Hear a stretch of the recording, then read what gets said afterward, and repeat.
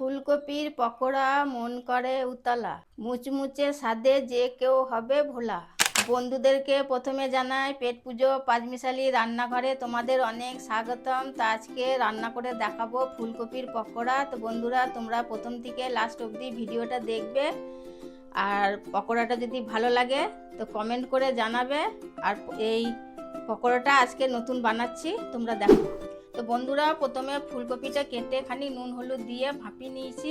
এবার ফুটো চালনি করে জলটা ছেঁকে নেবো। ফুলকপির বেসন নিয়ে নিয়েছি। এবার স্বাদ মতো নুন দিয়ে দেবো, একটু চাট মশলা দিয়ে দেবো, আদা রসুন বাটা দেবো, সামান্য লঙ্কা গুঁড়ো দেবো, সামান্য হলুদ গুঁড়ো ওটা দিয়ে দেবো। এবার ভালো করে মিক্স করে নিতে হবে মশলাগুলো।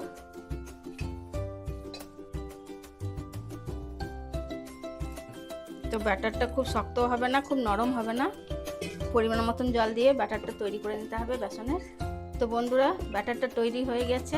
এবারে এরকমভাবে ব্যাটারটা করে নিতে হবে। সেদ্ধ করা ফুলকপিতে অল্প অল্প নুন দেবো, এতেও আদা রসুন বাটা দিয়ে দেবো। এবার আদা রসুন বাটা দিয়ে এটাকে ভালো করে মেখে নিতে হবে। তো বন্ধুরা সব কমপ্লিট হয়ে গেছে, এবার ভেজে নিচ্ছি। প্রথমে গ্যাসটা ধরিয়ে নিলাম, জন্য কড়াইয়ে সাদা তেল দিয়ে দিচ্ছি।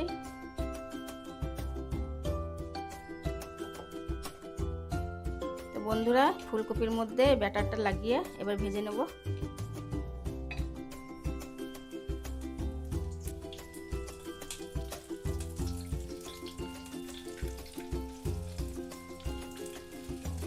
তো বন্ধুরা এই যে উল্টিয়ে নিতে হবে, 2 পিঠ লাল করে ভেজে নিতে হবে। দেখো বন্ধুরা কত সুন্দর লাল লাল করে ভাজা হচ্ছে, আর কত সুন্দর লাগছে দেখতে, কত লোভনীয় লাগছে।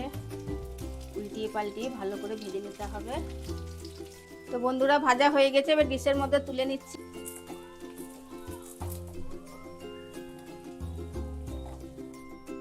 বাদ বাকিগুলো ভেজে নেবো এবার এভাবে।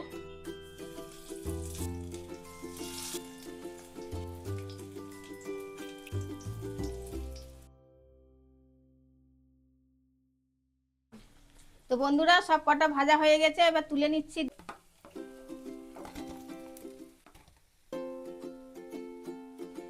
তো দেখো বন্ধুরা কত সুন্দর হয়েছে ফুলকপির পকোড়া। তো তোমরাও বাড়িতে এভাবে ঝটপট বানিয়ে নেবে, বেশি কিছু খরচ হবে না, আর খেতে এত মজাদার, এত এত টেস্টি হয়। তো বন্ধুরা ফুলকপির পকোড়াটা যদি তোমাদের ভালো লেগে থাকে লাইক শেয়ার করবে, আর দেখো কত সুন্দর হয়েছে, আর কমেন্টে জানাবে ফুলকপির পকোড়াটা কেমন হয়েছে।